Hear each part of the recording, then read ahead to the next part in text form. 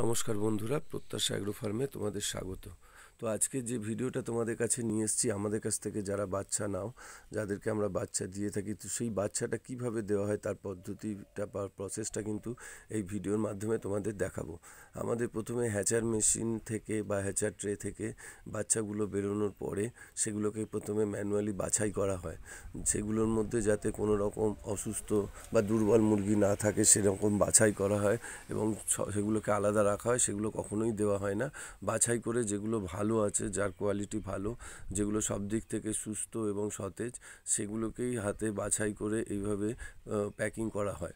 তো এই প্যাকিং পদ্ধতি দুটি ভাগে হয়, একটি বক্স হিসাবে আর একটি ঝুড়ি হিসাবে।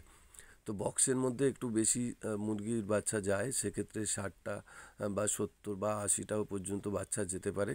তো সেগুলো ডিপেন্ড করে যে কত দূর বাচ্চাটা যাচ্ছে বা কী ট্রান্সপোর্ট কী আছে বা কী ধরনের গাড়িতে করে যাবে বা কত দূর যাবে, তার উপরে কিন্তু এই প্যাকিংটা নির্ভর করে।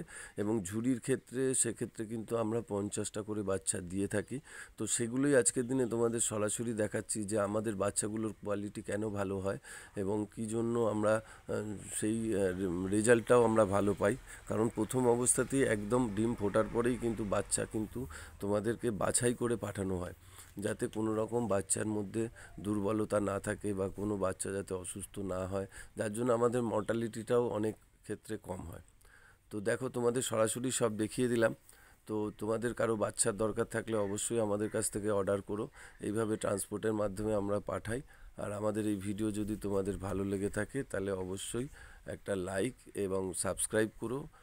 তো আজকের মতো ভিডিও রাখছি এখানেই, নমস্কার জানাচ্ছি সবাইকে।